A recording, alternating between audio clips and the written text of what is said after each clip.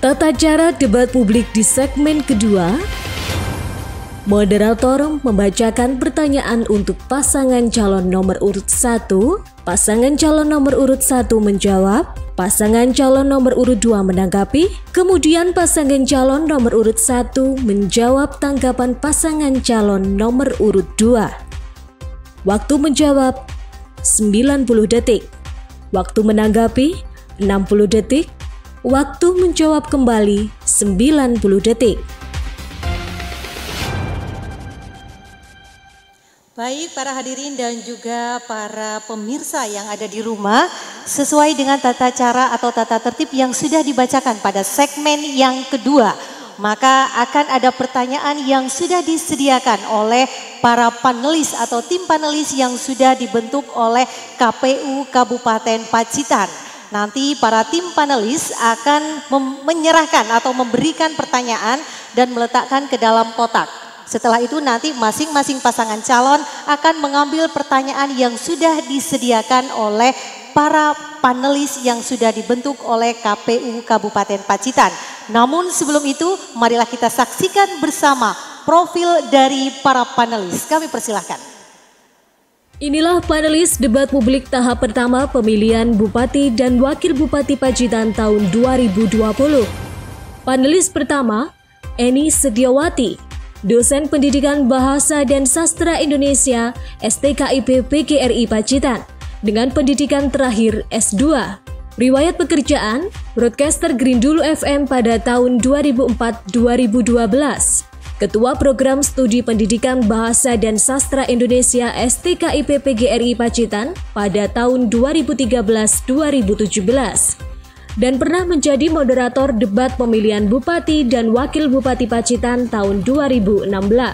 Panelis kedua, Ahmadi MPDI, Wakil Ketua 1 Bidang Akademik, Pendidikan terakhir S2, pernah menjadi anggota Asosiasi Dosen PAI tahun 2015, anggota Asosiasi Prodi PBA tahun 2015, Wakil Ketua Komisariat Pacitan Asosiasi Sarjana Kesustraan Indonesia tahun 2016. Panelis ketiga, Heri Cahyono Putro MPD, Ketua Lembaga Penjaminan Mutu Staifa Pacitan, pendidikan terakhir S3, pengalaman akademik, Owner HHPS Production, Guru MTS Pembangunan Kikil, Guru MA Pembangunan Kikil, dosen di Staifa Pacitan. Baik para hadirin dan juga para pemirsa di rumah, itulah tadi profil dari para panelis yang sudah dibentuk oleh KPU Kabupaten Pacitan. Kami mohon kepada para panelis untuk menyerahkan pertanyaan yang sudah disusun sebelumnya dan nantinya akan diambil oleh masing-masing pasangan calon. Untuk sesi kedua nanti kami berikan kesempatan terlebih dahulu untuk pasangan calon bupati dan wakil bupati nomor urut 1. Nanti akan mengambil 3 amplop atau 3 pertanyaan yang ada di kotak yang sudah disiapkan oleh para panelis. Kami persilakan kepada panelis untuk menyerahkan soal yang nantinya akan diambil oleh pasangan calon bupati dan wakil bupati. Kami persilakan.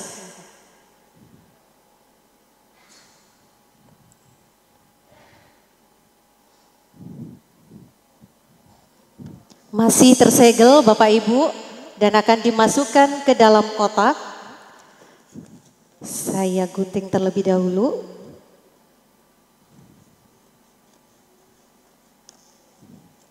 Kami persilakan untuk dimasukkan, Bapak.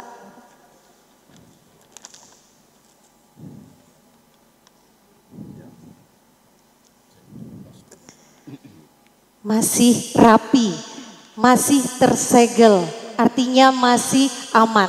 Dan kami persilakan kepada pasangan calon bupati dan wakil bupati nomor urut 1 terlebih dahulu untuk mengambil 3 amplop. Dan nanti akan diserahkan kepada saya dan akan saya baca. Terlebih dahulu mungkin Bapak kami persilakan untuk mengambil amplopnya.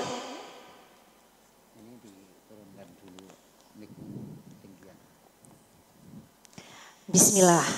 Boleh dikocok Bapak, kami persilakan ambil 3 amplop pertanyaan yang sudah disusun oleh para panelis. 3, baik. Kami persilakan Bapak untuk kembali ke tempat. Saya akan membacakan satu pertanyaan atau satu amplop terlebih dahulu. Masih tersegel Bapak Ibu, izinkan saya untuk membuka dan membacakan untuk pasangan calon bupati dan wakil bupati nomor urut 1.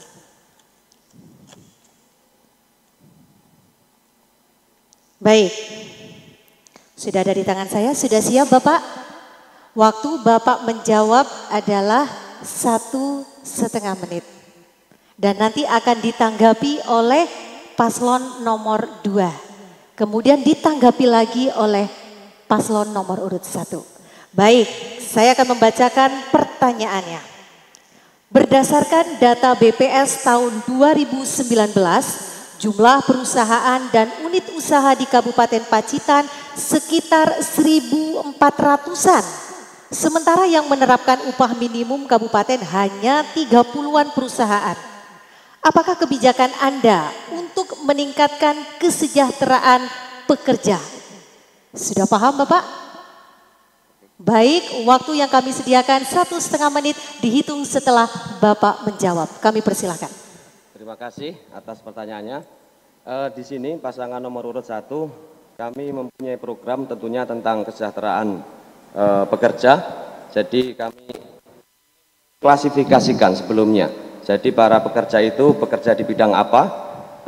Misalkan buruh, dia buruh apa? Buruh tani, buruh bangunan, buruh nelayan dan sebagainya. Dan kami akan mengadakan atau membuat program, salah satunya adalah jaminan keselamatan buat para buruh. Artinya pemerintah daerah menyediakan santunan ketika terjadi kecelakaan pada buruh-buruh tersebut. Kemudian untuk meningkatkan kesejahteraan mereka seperti sesuai dengan data ada 1.400, sedangkan yang masih ini 30, maka tentunya harus menghidupkan kembali bagaimana semaksimal mungkin dari 1.400 itu dengan bertahap kita akan mencapai sejumlah sekian tersebut. Maka harapannya tercipta lapangan pekerjaan, kemudian juga dapat mengentaskan kemiskinan. Mungkin itu dari kami, terima kasih. Mungkin mau ditambahkan Bapak, masih ada sisa waktu. Kami persilakan untuk calon wakil bupati untuk menambahkan. Sudah cukup? Baik, sudah cukup. Berikan tepuk tangan untuk pasangan calon nomor urut 1. Dan selanjutnya kami persilakan kepada paslon nomor urut 2 untuk menanggapi jawaban atas jawaban dari paslon 1. Kami persilakan. Waktunya 1 menit dihitung ketika Bapak berbicara. Kami persilakan. Terima kasih. Kami melihat apa yang telah disampaikan paslon nomor urut 1 bahwa beban biaya asuransi ini akan ditanggung dari pemerintah daerah. Terus terang dalam hal ini di swasta yang akan menyediakan asuransi terhadap pekerja adalah perusahaan itu sendiri. Kenapa ini bisa dialihkan ke pemerintah daerah? Ini yang menjadi pertanyaan dari kami, kenapa pemerintah daerah menanggung biaya asuransi untuk para pekerja? Padahal yang saya tahu di perusahaan-perusahaan yang ada di Pacitan untuk asuransi ini adalah sudah ditanggung sepenuhnya para pengusaha-pengusaha yang ada di Kabupaten Pacitan. Baik, waktu sudah habis. Kami persilakan kepada paslon nomor urut 1 untuk menjawab kembali tanggapan dari paslon nomor urut 2. Waktu yang kami sediakan 1,5 menit. Kami persilakan. Oke, biarkan Bapak Gagarin ini yang menjawab ini ya. Monggo Pak Garin. Terima kasih. Jadi jawaban dari pasangan nomor 1 sebenarnya kami tidak menyatakan bahwa kami akan menanggung kesemuanya. Tetapi yang jelas dalam hal ini pemerintah daerah ini berhak mengadakan komunikasi, pembinaan kepada pengusaha, bagaimana mensejahterakan karyawannya, itu kalau perusahaan. Sedangkan bagi buruh lepas, tentu bagaimanapun juga kita harus mendatanya berdasarkan by name by address yang jelas. Dengan demikian pemberian santunan itu tidak sia-sia dan kami jamin nanti tidak tumpang tindih dengan apa yang telah ditanggung oleh perusahaan. Jadi kita harus sama-sama tahu dan menyadari bahwa masyarakat itu masyarakat kita, bukanlah hanya dikatakan pekerja daripada perusahaan itu. Dan yang selanjutnya, komunikasi dengan pihak ketiga perusahaan ini perlu, dan kita bina perusahaan. Bagaimanapun juga tugas untuk mensejahterakan masyarakat itu tidak hanya tugas dari pemerintah, tetapi dari pihak ketiga pun juga mempunyai fungsi yang sama untuk mensejahterakan. Karena akan terjadi hubungan yang mutualisme antara perusahaan dan karyawannya, pemerintah sebagai pembuat regulasinya. Saya pikir demikian paslon nomor 1. Terima kasih. Paslon nomor 2, terima kasih. Mungkin mau ditambahkan, masih ada sisa waktu 3 detik. Sudah? Baik. Baik. Para hadirin dan juga pemirsa di rumah, karena ada 3 panelis, maka akan ada 3 pertanyaan. Baru 1 amplop yang terbuka. Untuk yang kedua, masih untuk pasangan calon bupati dan wakil bupati nomor urut 1. Saya akan membacakan pertanyaan kedua dari tim panelis yang sudah dibentuk oleh KPU Kabupaten Pacitan. Baik, saya akan membacakan pertanyaan yang kedua. Siap Bapak? Siap, oke.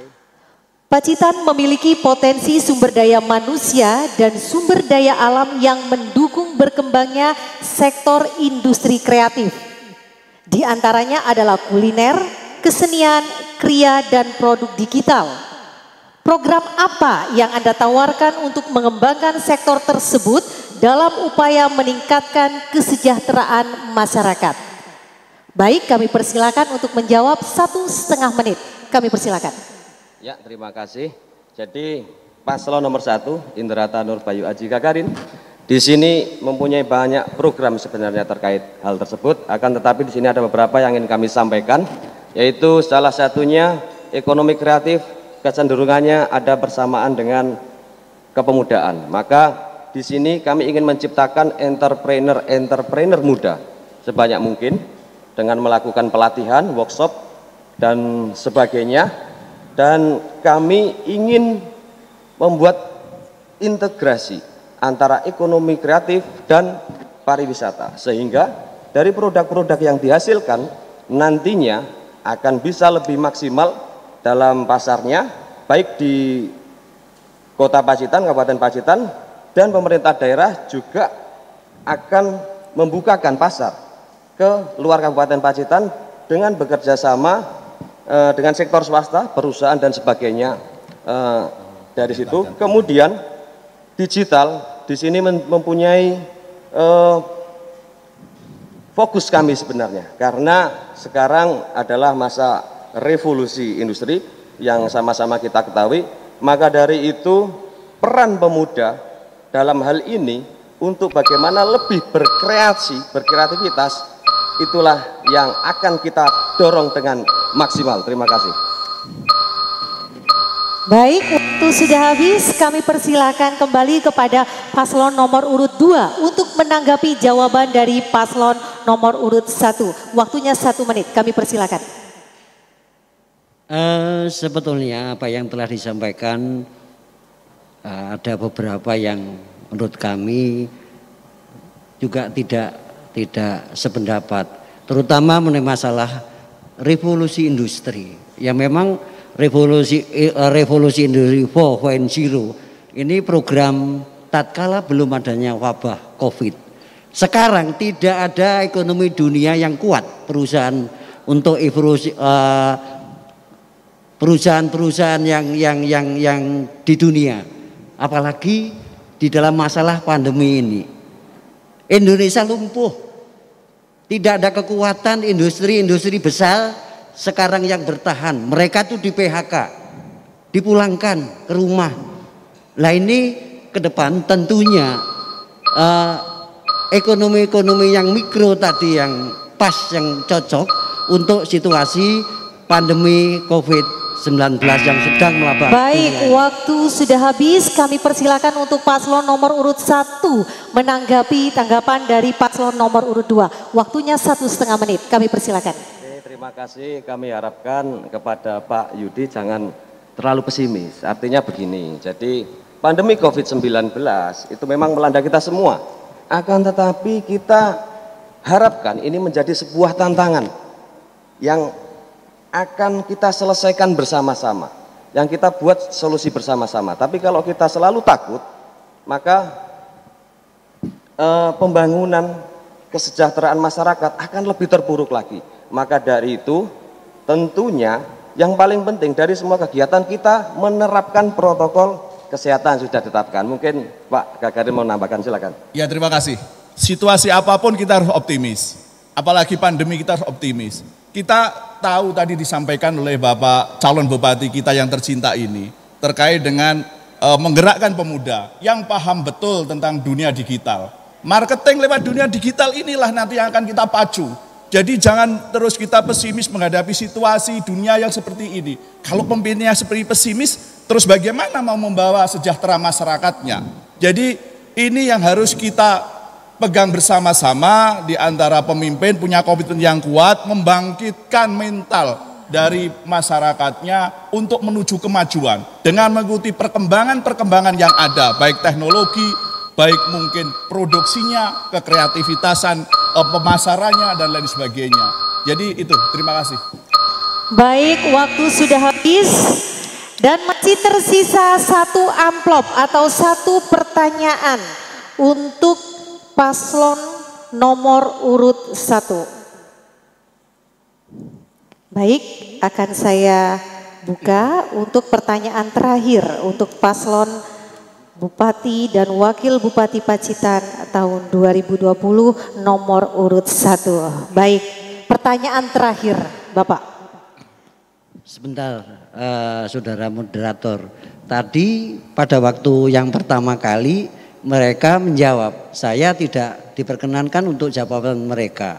Sekarang pada waktu jawaban yang kedua, mereka dikasih kesempatan, kami tidak bisa untuk menyampaikan sama mereka. Ini seperti apa? Yang pertama sama yang kedua beda.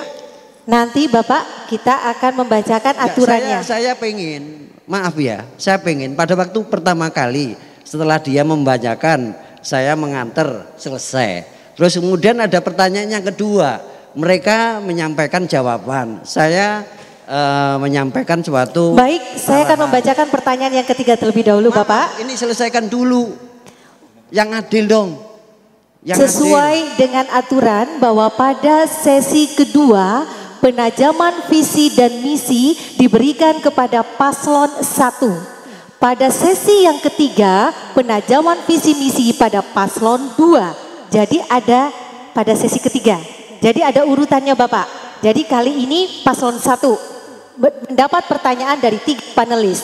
Pada sesi ketiga nanti ada 3 pertanyaan untuk paslon 2. Jadi ada Bapak. Saya mengerti ya, maaf ini harus diluruskan dulu. Pada waktu membuka pertanyaan amplop yang nomor 1 tadi, hanya dua ini aja agenda, yang satu menyampaikan, saya kemudian mengkanter itu. Baik masih ada Bapak, baik selesai. Saya sudah paham apa yang disampaikan oleh paslon nomor urut 2. Nanti akan diputar kembali, jadi setiap segmen akan diputar kembali tata tertib pelaksanaan debat publik pada masing-masing segmen.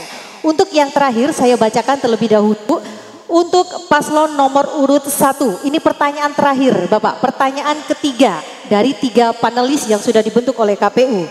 Sesuai data BPS 2019, pengangguran terbuka di Pacitan mencapai 3.389 orang.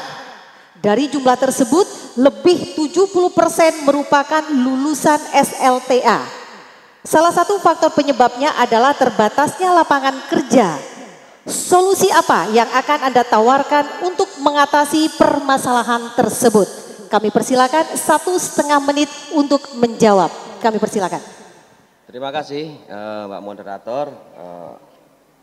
Jadi untuk masalah pengangguran, kemudian terciptanya lapangan kerja. Tadi saya mendengarkan ada 2 kata kunci di situ, bahwa yang pertama dari sekian ribu yang tidak yang pengangguran itu lulus SMA. Kemudian yang kedua kita harus meningkatkan lapangan pekerjaan. Maka dari itu kami program atau melihat dari misi ketiga, kami ingin menumbuhkan perekonomian dari sektor agraris, kemudian pariwisata sebagai lokomotif di situ. Kemudian ada UMKM juga yang di situ penopang perekonomian kita sampai saat ini. Maka dari itu, ketika semua bidang itu kita naikkan, maka petani pun sebagai sebuah pekerjaan. Kemudian UMKM, tadi saya sampaikan di depan, entrepreneur itu sudah menciptakan lapangan kerja tersendiri sebenarnya. Nah, maka dari itu tinggal pemerintah daerah nanti memberikan kebijakan, memberikan fasilitasi, memberikan pendampingan bagaimana seluruh UMKM tadi bisa naik. Kemudian kita juga terbuka tentunya kepada para investor untuk berinvestasi sebaik-baiknya di Kabupaten Pacitan. Baik, waktu sudah habis. Kami persilakan kepada paslon nomor urut 2 untuk memberikan tanggapan atas jawaban dari paslon 1. Kami persilakan. Iya, sebetulnya ini jawaban yang normatif untuk paslon nomor urut 1. Di saat-saat pandemi COVID ini tentu kita akan konsentrasi mengenai masalah usaha-usaha mikro yang ada di Kabupaten Pacitan. Sepakat, agree, setuju. Namun apa mereka ini realnya gitu loh. Realnya sekarang ini apa? Yang akan dilakukan apa? Kita hasil pertanian melimpah, hasil laut kita luar biasa. Realnya apa? Untuk generasi muda ini mau diapakan gitu? Ya itu. Mungkin ada yang ditambahkan Bapak? Kami persilakan. Masih ada waktu. Terima kasih, kami akan menambahkan satu pertanyaan terkait dengan masa pandemi ini, di mana kita ketahui bersama, di mana untuk tamu dari luar daerah sementara kita tutup. Nah, upaya apa kira-kira yang akan dilakukan dalam rangka meningkatkan tamu yang masih. Baik, waktu sudah habis.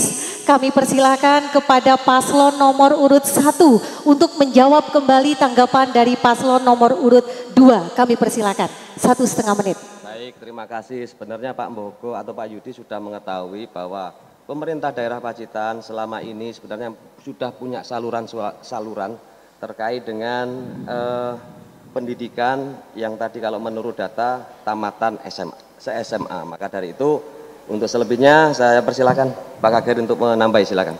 Ya, terima kasih. Untuk mengatasi problema terkait dengan lulusan SMK, lulusan SMA, yang notabene ini sebenarnya ada yang siap kerja dan ada siap yang melanjutkan perkuliahan, sekaligus ada yang belum siap karena belum punya skill. Kami dari pemerintah daerah nanti akan membuat kebijakan untuk memberdayakan BLK yang ada sekarang, untuk memberikan penguatan supaya punya skill sehingga nanti bisa laku di pasaran tenaga kerja. Sekaligus pada kesempatan-kesempatan tertentu kami juga akan membuka semacam bursa kerja. Kita mengundang perusahaan-perusahaan dari luar daerah Kabupaten Pacitan dan dari Kabupaten Pacitan sendiri untuk bisa berkomunikasi. Dengan demikian angkatan tenaga kerja yang lulusan SMK itu setidaknya bisa memahami, bisa akhirnya introspeksi diri, harus bagaimana berbuat supaya laku di pasaran kan gitu. Lah inilah, tapi harus memfasilitasi pemerintah daerah dan mendorongnya, menyemangatnya. Dengan demikian akhirnya mereka punya kepercayaan diri untuk menghadapi tantangan ke depan. Karena generasi muda adalah generasi yang akan membawa Pacitan. Baik, waktu sudah habis. Para hadirin dan juga para pemirsa di rumah, itulah tadi segmen kedua, penajaman visi dan misi yang mendapatkan pertanyaan dari tim panelis yang sudah dibentuk oleh KPU Kabupaten Pacitan. Untuk segmen kedua adalah jatah di paslon nomor urut 1 dan nanti kita akan menyaksikan segmen ketiga penajaman visi dan misi untuk paslon nomor urut 2. Jangan kemana-mana setelah pariwara berikut ini.